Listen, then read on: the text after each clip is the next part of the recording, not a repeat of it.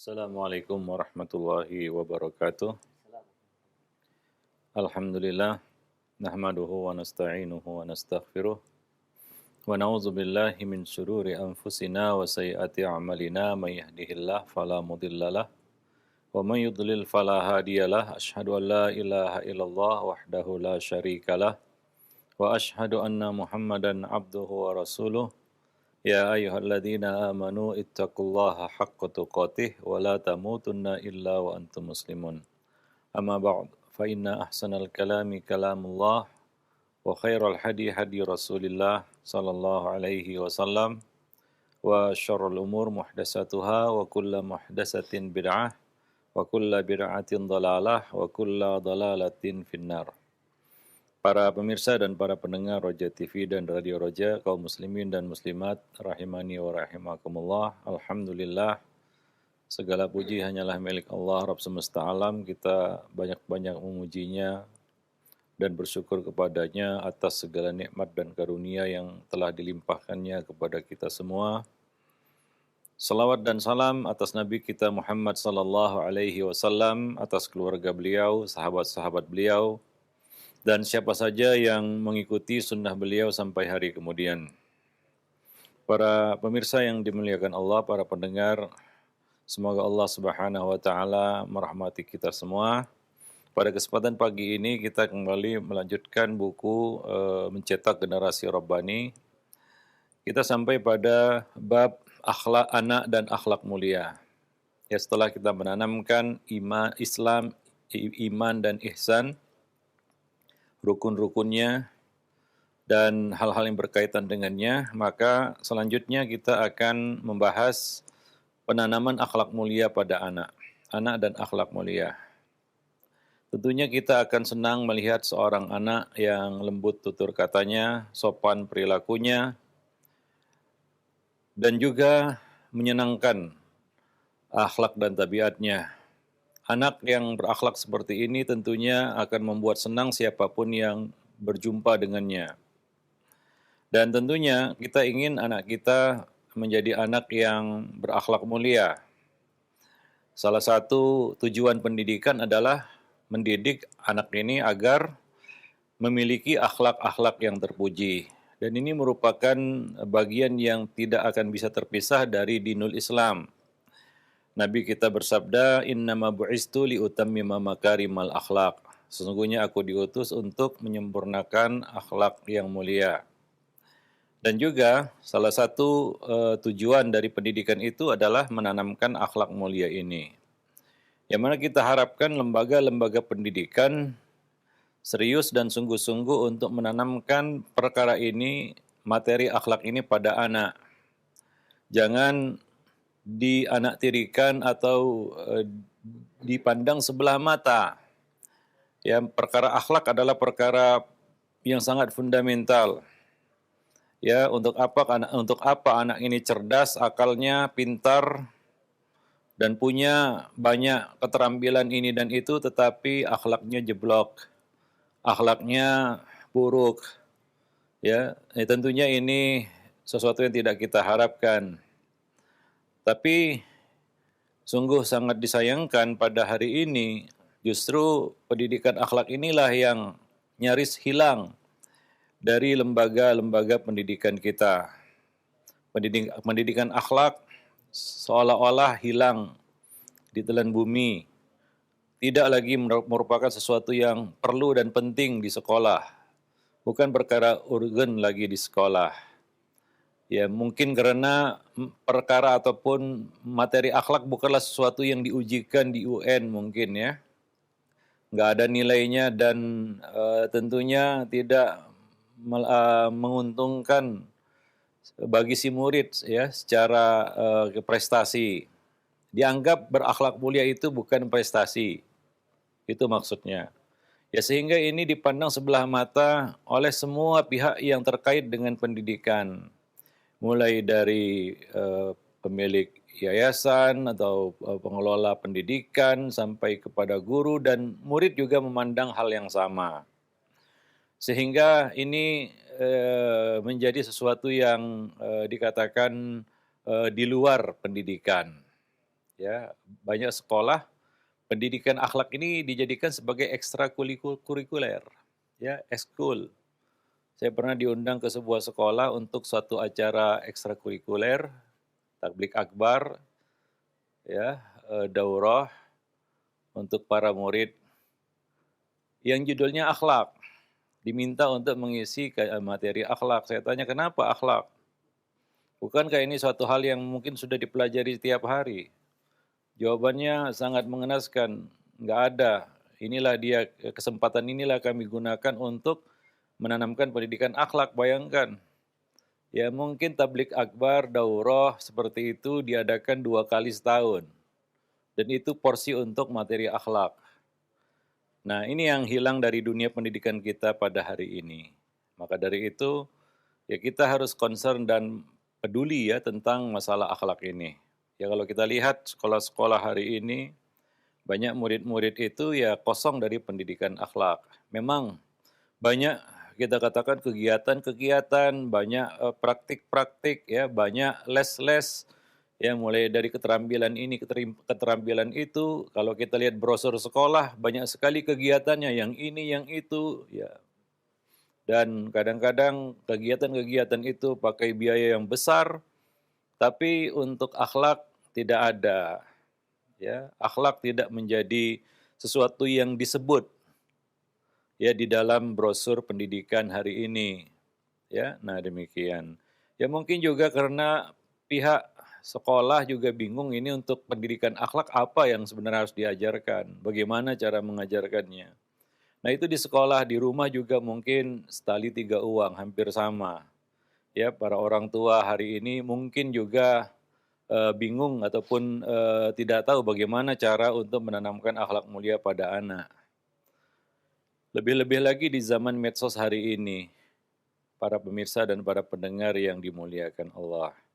Maka kita harus tahu bagaimana kedudukan akhlak ini, adab ini di dalam pendidikan Islam dan di dalam proses thalabul ilmi, menuntut ilmu. Ya kita lihat majelis-majelis taklim ramai hari ini. Akan tetapi masalah akhlak tetap menjadi masalah utama. Akhlak tetap menjadi suatu yang dipertanyakan di dalam materi-materi daurah. Kalau ada sesi tanya jawab, ya dikirimlah ke depan lembaran-lembaran kertas pertanyaan. Nah itu isinya tentang akhlak, ya. Nah krisis akhlak ini dan itu. Nah padahal akhlak ini harus hadir di semua sendi kehidupan manusia. Di dalam agama, dunia, apapun urusannya, akhlak ini harus ada, harus hadir. Para pemirsa, pendengar, kaum muslimin dan muslimat yang dimuliakan Allah. Ya, maka dari itu dahulu ya seperti Abdullah ibn Mubarak ya berkata ya aku mempelajari adab selama 30 tahun, 50 tahun. Dan aku mempelajari selain itu ya sisanya. Ya, ini menunjukkan bahwa ya mereka 30 tahun dan aku mempelajari selain itu sisanya 20 tahun. Jadi dari 50 tahun Abdullah bin Mubarak belajar menuntut ilmu ya. 30 tahun itu dipakai untuk belajar adab, sisanya untuk mempelajari ilmu-ilmu yang lain. Ya. Nah demikian juga Muhammad bin Sirin dan lain-lain mengatakan kanu yata'allamuna al-hadiya kama yata'allamuna al-ilma. Dalam riwayat lain dikatakan qabla ayata'allamuna al-ilma. Mereka dahulu, para salaf dahulu, mereka mempelajari adab, akhlak sebelum mereka mempelajari ilmu. Atau sebagaimana mereka mempelajari ilmu. Jadi sesuatu yang penting ya urgen dalam proses menuntut ilmu yang mereka lakukan. Jadi ini nggak bisa dilepaskan dari seorang penuntut ilmu. Lebih-lebih anak-anak didik kita, anak-anak kita, ya pelajaran adab dan akhlak ini adalah sesuatu yang harus ada setiap hari. Ya, pelajaran adab ini harus ada setiap hari. Karena ini adalah bentuk penanaman, menanamkan akhlak, menyemai akhlak mulia, dan itu perlu proses yang terus-menerus, continue. Ya, tidak bisa sepotong-sepotong. karena kita ingin menanamkan sesuatu pada dirinya. Ada pepatah mengatakan Allah bisa karena biasa. Akhlak juga pembiasaan, karena sesuatu yang akan kita tanamkan dan menjadi sesuatu yang tercetak pada dirinya, muncul secara spontan dari dirinya, ya merupakan satu refleksi dirinya, ya tidak sesuatu yang dibuat-buat atau sesuatu yang direkayasa, ya diada-adakan, ya tidak, itu bukan merupakan akhlak. Nah, oleh karena itu ini adalah suatu perkara yang penting untuk ditanamkan kepada anak sejak dini. Seperti kata Ibnul Qayyim, ya bahwa anak itu tumbuh dari apa yang dibiasakan oleh pendidiknya, orang tuanya, gurunya, ya. Maka pendidikan akhlak ini adalah pendidikan yang boleh kita katakan 24 jam, ya setiap hari, 7 hari dalam sepekan, 30 hari dalam sebulan, 12 bulan dalam setahun, yaitu setiap saat, ya tidak bisa lepas dari kehidupan kita, para pemirsa dan para pendengar kaum muslimin dan muslimat yang dimuliakan Allah. Dan pelajaran akhlak ya adalah pelajaran yang nggak ada tamatnya. Pelajaran yang lain mungkin kita bisa berhenti. Misalnya kita belajar fikih, cukup sampai di sini dulu. Itu bisa. Kita belajar hadis, cukup sampai di sini dulu. Perkara-perkara penting sudah saya pelajari, sudah saya bahas. Sampai di sini dulu. Ya, itu bisa. Pelajaran-pelajaran yang lain bisa berhenti kita. Tafsir misalnya, cukup sampai di sini. Tapi akhlak nggak bisa kita katakan, akhlak saya cukup sampai di sini. Nggak bisa. Pelajaran akhlak ini nggak bisa kita hentikan. Dan itu adalah proses yang harus berjalan sepanjang kehidupan kita, sepanjang hayat di kandung badan. Para pemirsa dan para pendengar yang dimuliakan Allah, ya. Ya, demikian juga anak-anak kita, mereka perlu sentuhan akhlak ini dalam kehidupan mereka. Kalau kita bicara akhlak, tentu ini tidak lepas dari keteladanan ya. Karena yang namanya akhlak itu keteladanan. Akhlak tidak bisa diteorikan sebenarnya, dan nggak ada definisi yang bisa membatasi akhlak.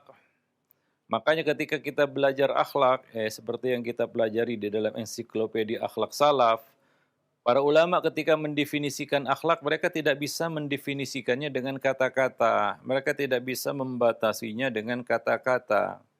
Yang mereka sebutkan hanyalah contoh-contoh. Akhlak mulia adalah begini, begini, begini. Mereka sebutkan contoh-contoh, dan tentunya tidak semua, banyak sekali. Ya, akhlak-akhlak mulia itu yang mungkin tidak bisa kita rangkum ya dalam suatu definisi. Nah, itulah akhlak. Kalau kita bukalah para buku-buku para ulama yang berbicara tentang akhlak, nggak ada definisi akhlak yang bisa dirangkum dengan kata-kata. Kata-kata tidak mampu untuk ya merangkumnya. Ya, para ulama menyebut contoh-contoh, sebagian kecil dari contoh-contoh akhlak mulia. Karena memang akhlak itu adalah contoh, akhlak itu adalah keteladanan.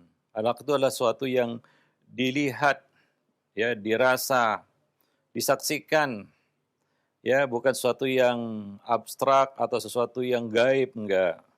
Perkara akhlak ini bukan perkara gaib, karena maka dari itu hal-hal yang berkaitan dengan apa yang ada dalam hati manusia itu nggak bisa kita nilai, yang nggak bisa kita campuri. Para pemirsa dan para pendengar yang dimuliakan Allah. Tetapi akhlak itu adalah sesuatu yang bisa disaksikan oleh manusia. Maka dari itu Allah Subhanahu wa taala mendidik akhlak manusia itu dengan mengutus dan mengirim seorang nabi dari kalangan mereka, yaitu dari bangsa manusia, supaya mereka bisa menirunya. Allah Subhanahu wa taala mengatakan di dalam Al-Qur'an, "Laqad kana lakum fi Rasulillahi uswatun hasanah." Sungguh pada diri Nabi itu terdapat suri tauladan, teladan panutan yang baik, yang bisa dilihat oleh manusia. Apa akhlak itu? Beda mungkin misalnya akidah yang nggak bisa kita lihat dengan mata kepala kita. Bagaimana akidah yang sahihah itu, akidah yang lurus itu nggak bisa kita saksikan dengan mata kepala kita. Tapi akhlak ada sesuatu yang muncul pada diri manusia dan dapat dilihat oleh mereka. Nah, tentunya kita yakin dan tidak sangsi bahwa anak itu perlu bimbingan akhlak dari orang tua tentunya. Yang pertama ya, dari orang tua. Kemudian dari lingkungan sekitar. Artinya orang tua juga harus memperhatikan lingkungan sekitar anak. Ya, jangan biarkan anak bergaul dengan orang-orang yang buruk akhlaknya, nanti ketularan. Karena akhlak ini penyakit, akhlak itu menular. Akhlak yang buruk itu penyakit. Dan Nabi berlindung dari akhlak yang buruk.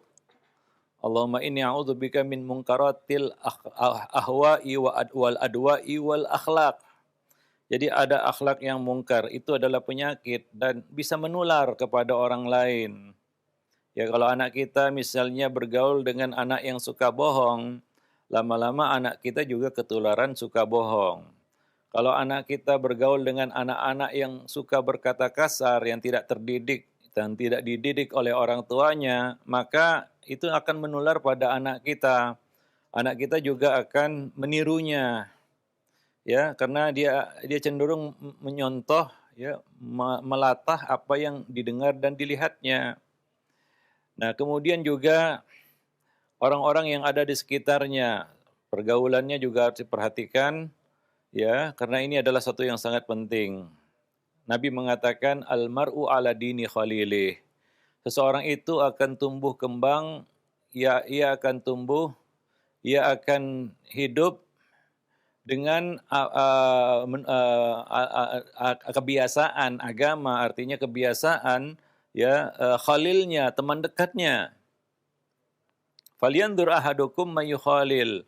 Maka dari itu perhatikanlah kamu kepada siapa kamu bergaul. Demikian juga anak-anak kita, dia nggak mengerti cara untuk mencari pergaulan yang baik. Maka orang tua harus membimbingnya, ya, mengantarkannya kepada lingkungan pergaulan yang baik. Nah, ini demi untuk agar mereka mendapatkan bimbingan akhlak yang mulia. Nah, karena terbentuknya akhlak mulia pada diri seseorang itu dipengaruhi oleh tempaan pendidikan yang dilaluinya. Ya, bagaimana dia ditempa dengan pendidikan yang dilaluinya. Maka dari itu amat penting bagi kita untuk mengisi masa kecil anak-anak kita itu dengan menanamkan adab dan akhlak yang mulia, akhlak-akhlak yang terpuji. Nah, itu perlu latihan yang kontinu, terus-menerus, dawam. Ya, itulah akhlak. Ya, pelajaran yang perlu tidak ditanamkan terus-menerus. Kejujuran itu terus harus diasah. Kelembutan itu harus terus diasah. Bisa jadi kejujuran kita berubah menjadi kebohongan. Ya, kelembutan kita menjadi satu kekasaran. Ya, karena akhlak itu berfluktuasi, dia mengikuti irama iman.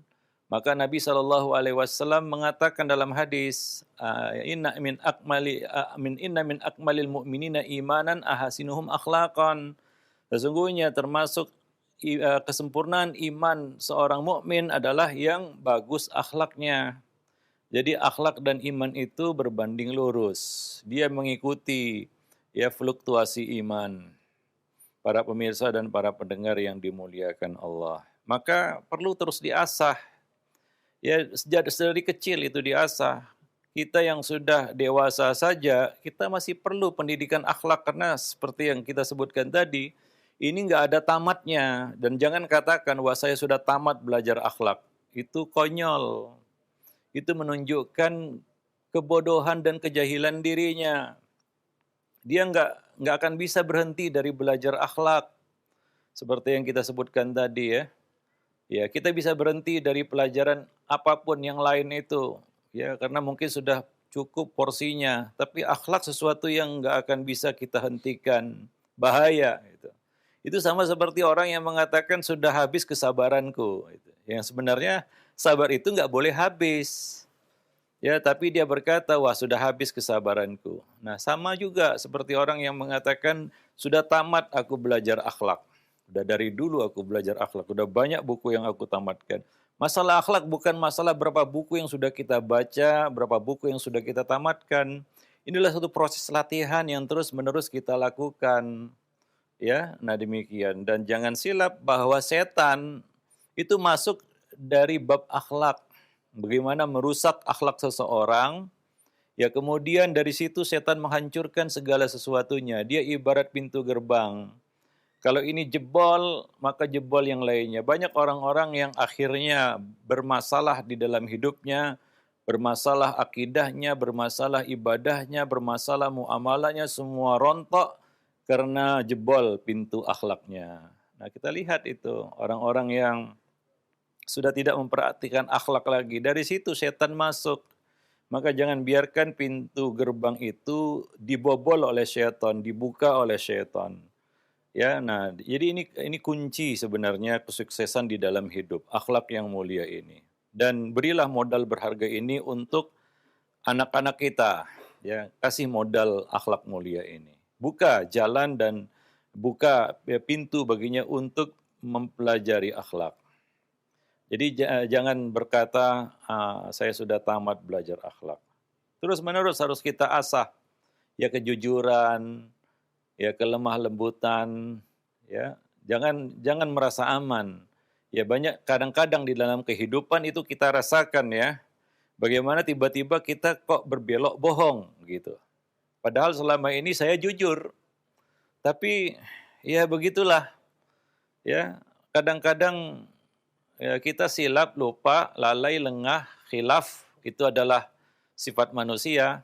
Ya. Nah, akhlak itu kita abaikan, ya kita abaikan. Mungkin selama ini kita orang yang lembut, ya menjaga sikap dan perilaku, berlaku lemah lembut kepada siapa saja yang kita temui. Tapi tiba-tiba berubah kita menjadi kasar, hilang lemah lembutnya. Nah, itulah dia perlu ya kita katakan pengasahan akhlak itu yang dilakukan terus-menerus di dalam kehidupan. Ya, lebih-lebih anak kita jangan sampai telat ya. Penanaman akhlak ini mulai sejak dini, sejak kecil ya. Sejak bisa berinteraksi ya. Sejak anak itu sampai pada usia mumayyiz, dia bisa diajari, dia bisa diarahkan, maka mulailah melakukan pengarahan-pengarahan itu kepada anak. Ya, para pemirsa dan para pendengar yang dimuliakan Allah. Nah, jadi apalagi anak ya. Anak itu kan lahir di atas fitrahnya, polos dan suci. Ya, ibarat lembaran putih yang belum tergores, maka dijaga itu ya kemurnian ya kesucian fitrahnya itu. Ya, sebenarnya anak enggak mau bohong dia. Tapi ada kondisi-kondisi yang memaksanya, kondisi-kondisi yang meracuninya hingga dia berbohong. Ya, nah maka dari itu kita jagalah lembaran putih ini ya supaya tidak terkotori. Nah, itu adalah proses yang harus dia jalani di dalam kehidupannya, ya.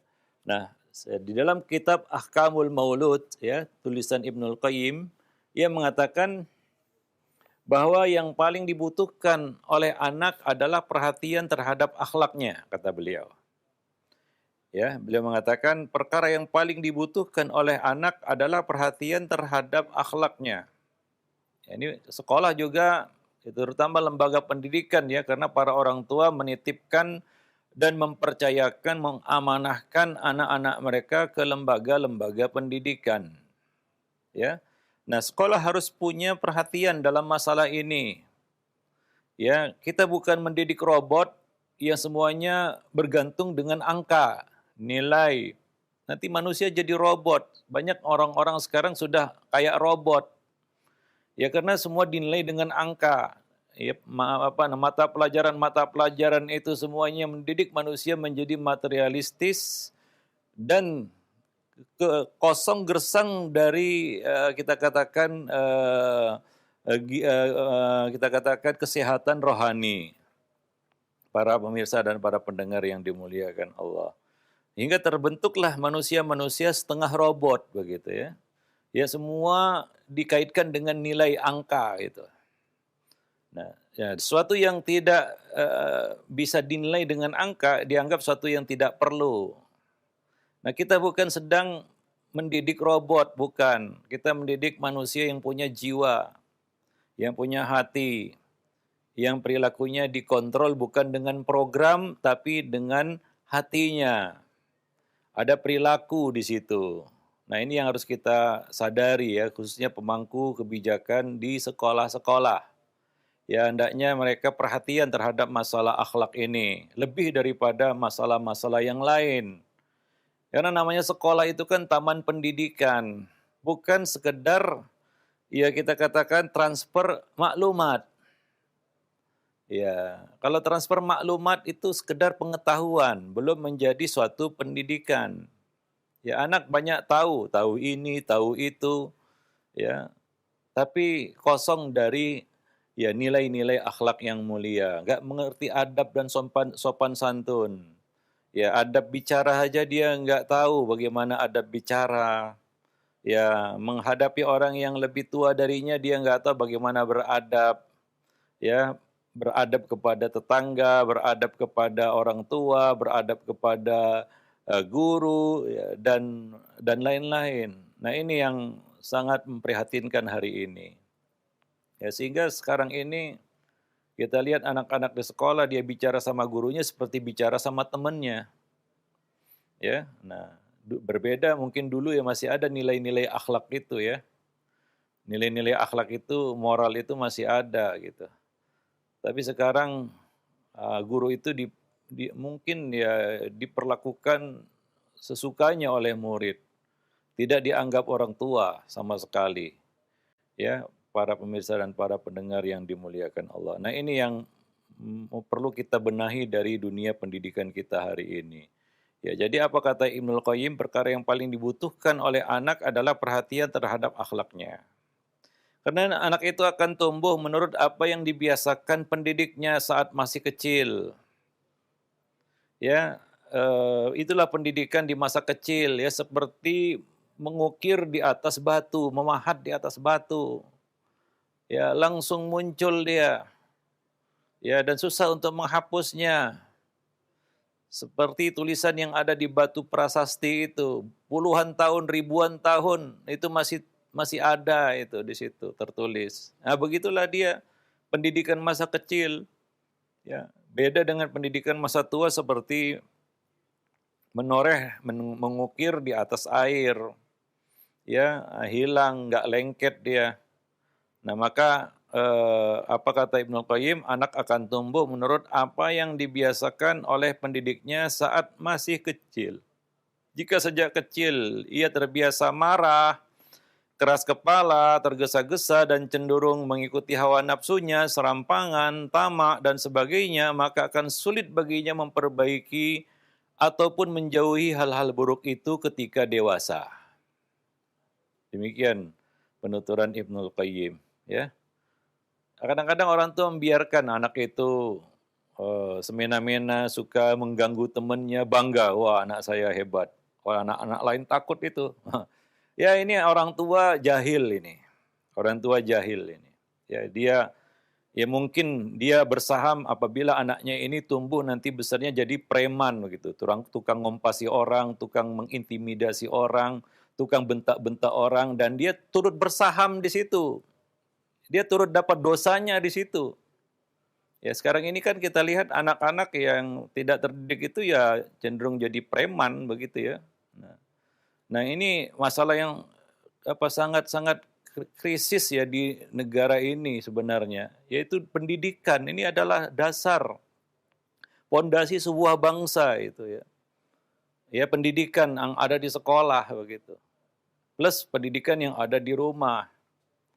Nah, jadi kalau ini terabaikan, maka kita akan menghadapi satu generasi nantinya di depan yang kosong dari akhlak dan ini sangat berbahaya ya bagi sebuah bangsa. Ya, kalau kita bicara sebuah bangsa, sebuah negara, para pemirsa dan para pendengar yang dimuliakan Allah.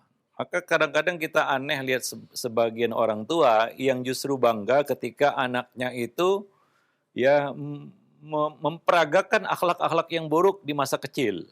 Ya, banyak itu orang tua yang malah bangga dia. Ya, anaknya misalnya suka berbuat zalim ini ya satu banyak yang mungkin kita temui di tengah-tengah masyarakat. Anaknya suka menganiaya anak orang lain, ganggu anak orang lain, mengambil Ya, misalnya apa namanya, kita katakan properti orang lain, milik anak yang lain misalnya, dirampas, direbut. Ini kan pendidikan sebenarnya yang dibiasakan oleh bukan orang tua yang mengajarkan. Wah, saya nggak mengajarkan, tapi orang tua membiarkan. Seolah-olah itu benar, ya, dalam pandangan si anak. Anak menganggap ini satu yang dibenarkan oleh orang tuanya. Orang tuanya tahu tidak dilarang, tidak dicegah, maka dia anggap boleh. Ya, nah demikian itu bahasa program anak itu seperti itu, bahasa program anak itu dia. Dia akan lihat respon orang tua. Kalau orang tua diam aja itu artinya boleh. Ya, nah para pemirsa dan para pendengar yang dimuliakan Allah. Ya, bangga lagi orang tuanya, dipuji lagi, wah kamu hebat. Ya udahlah. Ya memang itulah yang ditanamkan oleh kedua orang tuanya.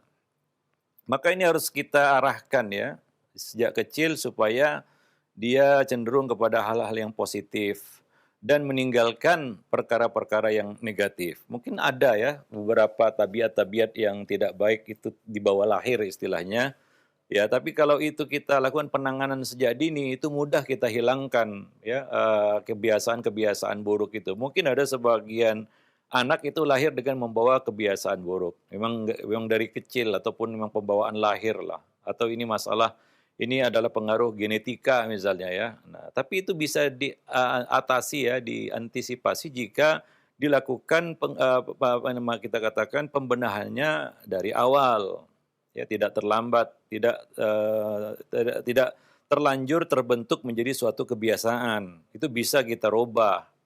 Ya, nah demikian. Taib. Nah, perangai seperti ini kata beliau, lalu menjadi sifat serta perilaku yang melekat pada diri si anak. Maka jika ia tidak dibentengi betul dari tabiat-tabiat buruk itu, suatu ketika semuanya muncul tanpa terkendali. Oleh karena itulah, ya, kita mendapati orang yang berakhlak menyimpang itu karena pendidikan salah yang dilaluinya. Ya, salah didik kata orang, salah asuhan. Ya, seperti itu.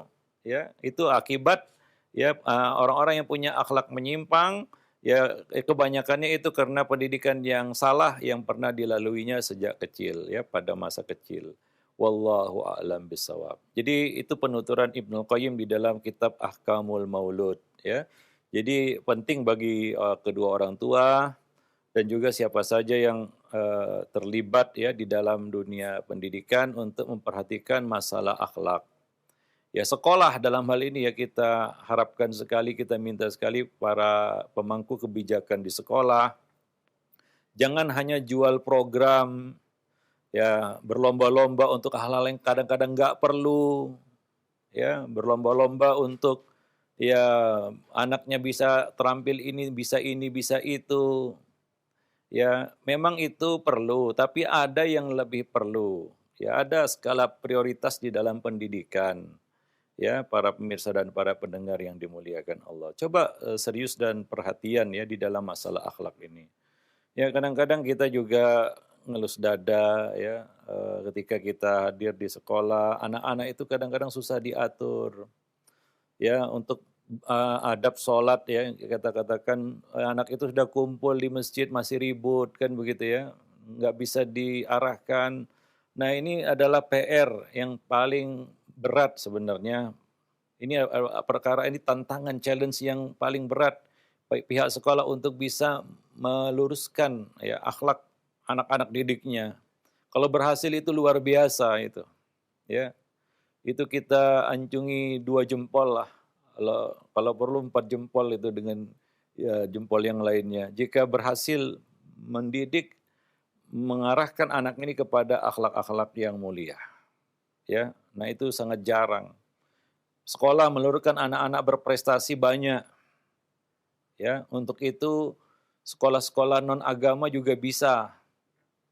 Ya, nggak perlu yang berbasis agama, yang tidak berbasis agama juga untuk mencetak anak-anak berprestasi itu bisa. Tapi mencetak anak-anak yang berakhlak mulia, ini 1001 istilahnya. Jarang. Ya, maka pendidikan-pendidikan yang kita buat hari ini itu harus berorientasi kepada pendidikan akhlak. Karena itu yang hilang hari ini. Itu yang yang kita katakan yang tidak ada hari ini di lembaga-lembaga pendidikan kita. Jadi perlu kerjasama, mulai dari orang tua di rumah, ya pihak yayasan sebagai owner sekolah, ya kemudian kita katakan pihak manajemen sekolah, sampai kepada guru-guru, sampai semua yang terlibat di sekolah, ya itu harus punya orientasi yang sama tentang akhlak ini. Karena ini adalah suatu kerja bersama, ya tugas bersama. Karena seperti yang kita sebutkan tadi, penanaman akhlak ini nggak bisa setengah-setengah. Nah, perlu kerjasama yang baik antara semua ya, pihak yang terkait di dalam dunia pendidikan. Ya, wallahu a'lam bishawab. Karena seperti yang kita sebutkan tadi, akhlak adalah keteladanan. Sekolah harus bisa menampilkan keteladanan dalam bab akhlak. Gurunya terutama. Ya, kemudian bukan hanya guru, ya pihak yang berada di sekolah mulai sampai pada tukang sapu itu. Ya banyak anak-anak yang dapat kamus-kamus buruk itu dari tukang sapu, cleaning service di sekolah. Ya, maka ini kita katakan ini suatu kesatuan itu. Ya, di lingkungan itu memang harus diciptakan ya satu kondisi ya yang baik ya, yang nyaman, yang baik ya untuk pendidikan akhlak. Nah, demikian para pemirsa dan para pendengar yang dimuliakan Allah. Taib, mungkin itu saja yang dapat kita sampaikan sebagai muqaddimah di dalam bab ini ya, bab penanaman akhlak anak dan penanaman akhlak mulia. Ya, nanti akan kita lanjutkan dengan poin-poin yang ada di dalam bab ini ya. Taib. Demikian saja, mudah-mudahan bermanfaat. Aku qouli hadza, astaghfirullah li wa lakum wa lisairil muslimin, innahu huwal ghafurur rahim. Nah, baik, syukran jazakallahu khair barakallahu fik atas materi yang telah disampaikan oleh Ustaz di kesempatan pagi hari ini. Mudah-mudahan bermanfaat untuk kita semua dan mudah-mudahan Allah mudahkan bagi kita para orang tua khususnya agar bisa mendidik anak-anaknya dengan diberikan kemudahan oleh Allah Subhanahu wa taala menjadi anak-anak yang soleh dan soleha. Baik, untuk selanjutnya kami buka sesi interaktif, sesi soal jawab bagi Anda para pemirsa ataupun pendengar yang ingin bergabung berinteraktif bersama kami. Silakan Anda bisa mengirimkan pertanyaan di nomor layanan pesan singkat. Baik, kesempatan pertama kami ajukan terlebih dahulu saat ada pertanyaan di layanan pesan singkat, yaitu dari Ummu Abdillah yang berada di Bekasi. Assalamualaikum warahmatullahi wabarakatuh. Ya Ustadz, bagaimana mengajari anak bahwa akhlak yang bagian dari iman, karena dia melihat sendiri kadang teman-temannya yang berbeda agama, akhlaknya lebih lembut daripada akhlak teman-temannya yang Islam. Bahkan orang tuanya juga sudah belajar sunnah. Ya, kalau kita bicara akhlak itu adalah perkara yang sangat universal ya. Artinya ini adalah sesuatu yang dikenal oleh umat manusia. Kalau kita bicara akhlak adalah sesuatu yang dikenal oleh semua umat manusia. Maka Nabi mengatakan bahwa beliau diutus kepada manusia ya, untuk menyempurnakan, liutammima, ya, tatmim, ikmal, menyempurnakan akhlak mulia itu. Artinya sebelum Islam datang, akhlak mulia itu sudah dikenal, bukan nggak dikenal ya. Di kalangan masyarakat jahiliyah sekalipun, mereka juga mengenal beberapa akhlak mulia seperti menghormati tamu, kejujuran, amanah, dan lain sebagainya. Ya, itu satu yang dikenal. Demikian juga di dalam agama-agama lainnya juga dikenal. Masalah akhlak ini bukanlah suatu yang asing dan tidak diajarkan juga ya. Maka semua pemuka agama juga kadang-kadang berbicara tentang akhlak. Dan Islam, kita mengklaim bahwa akhlak yang ada di dalam Islam itu yang sempurna karena Nabi kita menyempurnakannya. Karena dasar akhlak di dalam Islam itu adalah iman. Ya. Ada iming-iming surga dengan akhlak mulia itu. Jadi akhlak itu muncul dari sebuah keikhlasan. Nah, ini akhlak di dalam Islam yang lebih melekat dan tidak mudah lepas. Karena motivasinya, dorongannya adalah surga. Dorongannya adalah iman. Dasarnya adalah iman. para pemirsa dan para pendengar yang dimuliakan Allah. Jadi kalau kita lihat akhlak mulia yang ada pada orang-orang non-muslim itu suatu yang bisa dimaklumi, ya. Kemudian apa kaitannya tadi iman dengan akhlak? Ya, ini bicara tentang mukmin. Karena Nabi mengatakan akmalul mukminin. Mukmin ya, yang punya iman, ya, itu kadang-kadang kan akhlaknya jeblok ya. Nah, itu faktor jebloknya iman itu ya adalah akhlak. Ya, karena dia seperti kita katakan tadi berbanding lurus dengan iman. Maka faktor akhlak itu merupakan salah satu sebab merosotnya iman. Para pemirsa yang dimuliakan Allah, sebab di situ ya. Ya. Sebab merosotnya iman itu karena buruknya akhlak.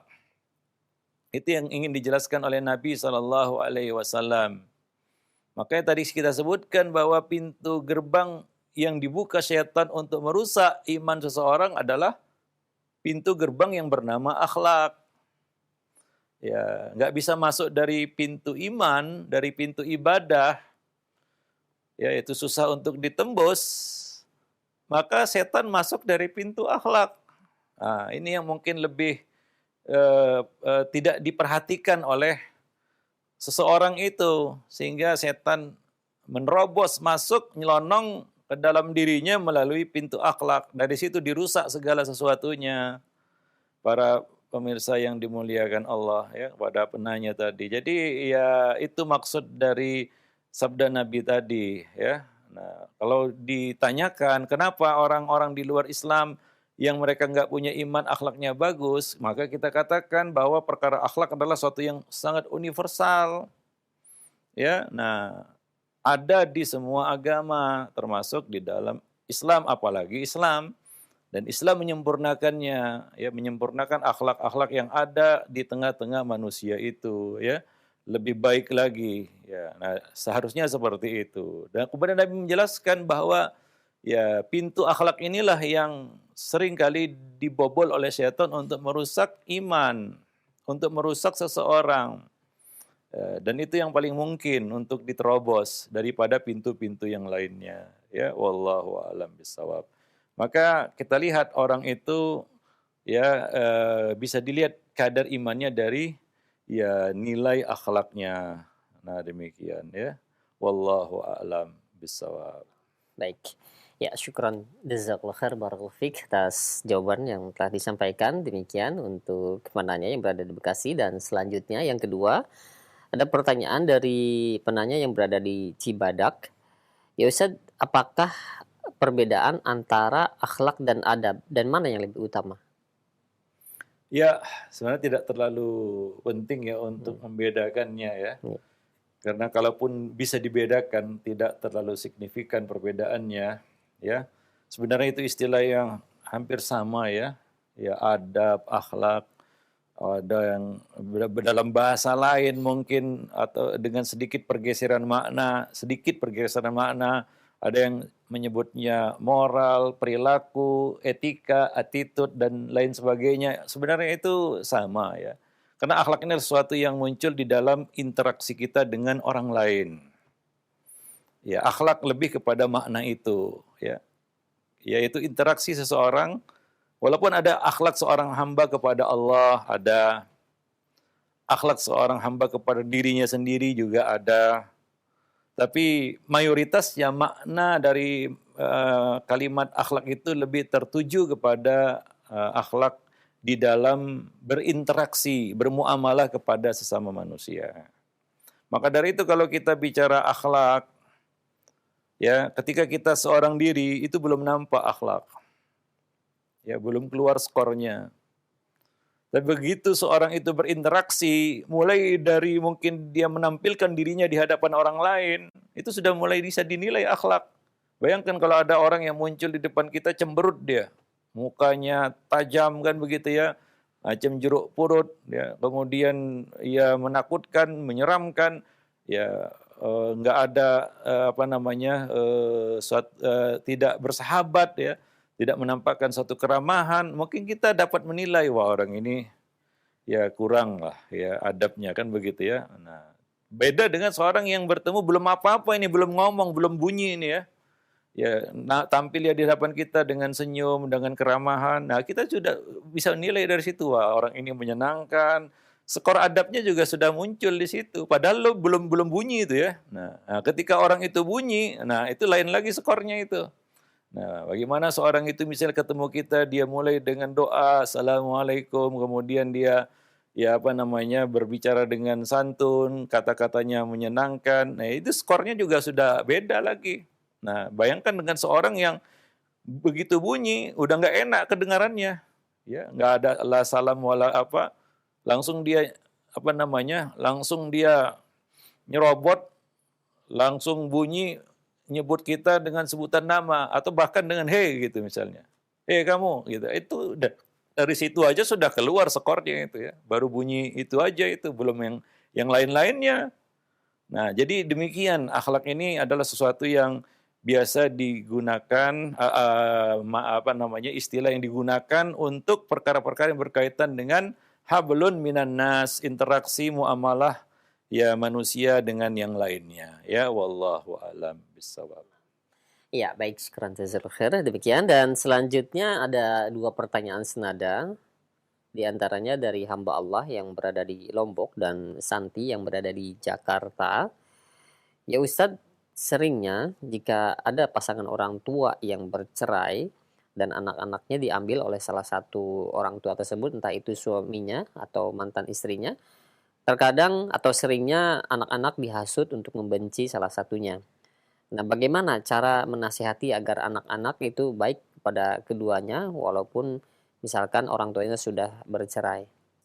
Yaitu bertentangan ya tentunya dengan perintah ayat. Fa imsakun bima'ruf au tasrihun biihsan.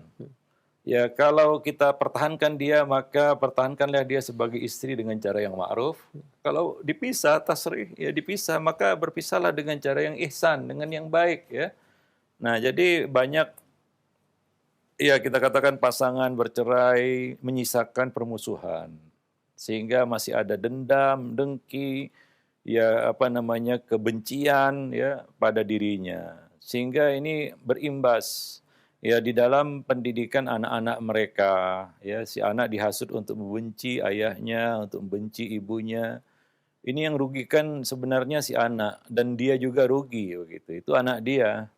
Dia mendidiknya kepada sesuatu yang tidak baik ya. Ya secara tidak langsung dia telah ya kita katakan membinasakan anaknya ya. Karena hubungan anak dan orang tua itu nggak bisa diputus.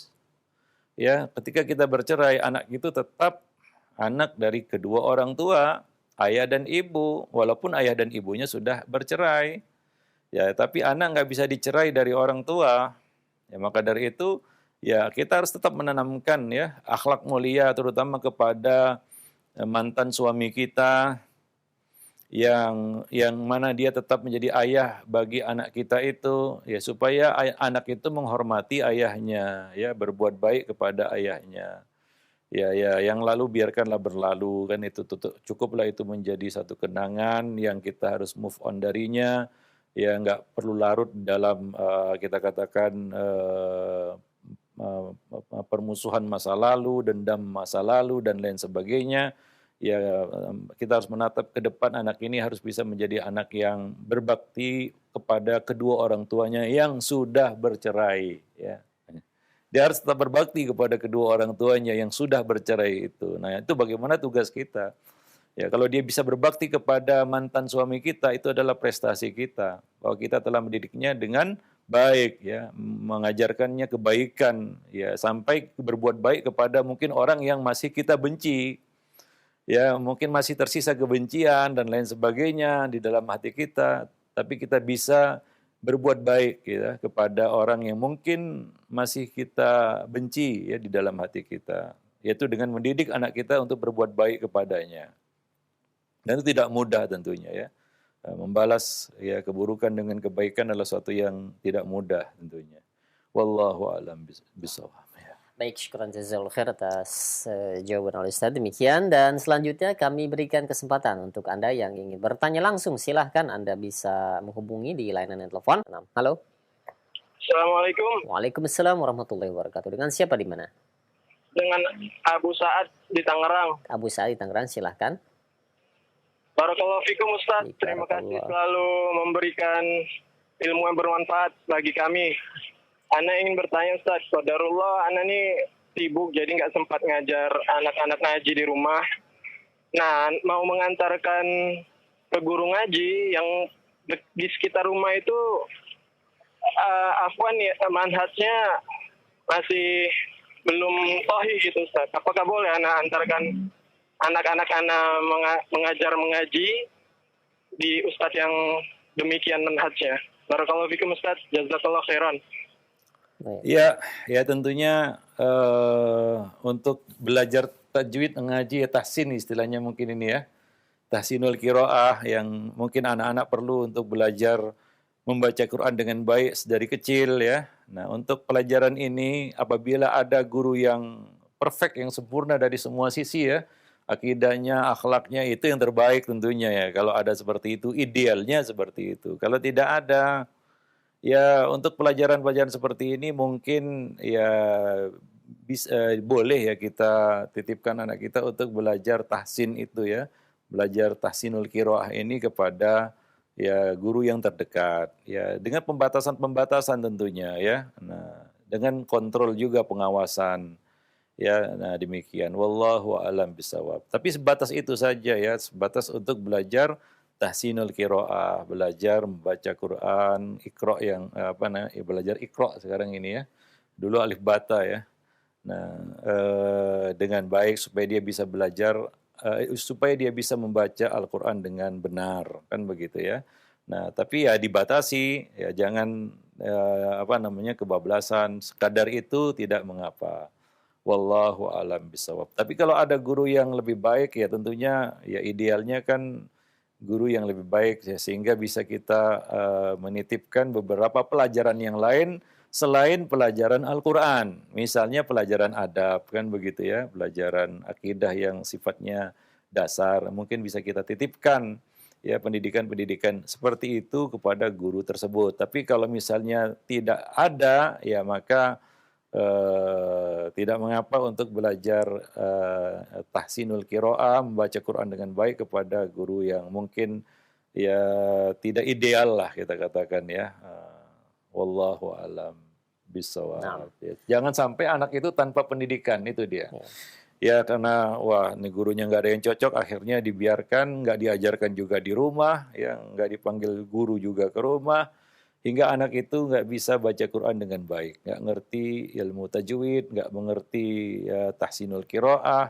Ya ini tentunya satu kerugian besar bagi si anak ya. Wallahu a'lam bishawab. Nah, mungkin sampai di sini dulu pertemuan kita pada kesempatan pagi ini. Mudah-mudahan ada manfaatnya bagi kita semua. Subhanakallah bihamdik asyhadu an la ilaha illa anta astaghfiruka wa atubu ilaik. Assalamualaikum warahmatullahi wabarakatuh.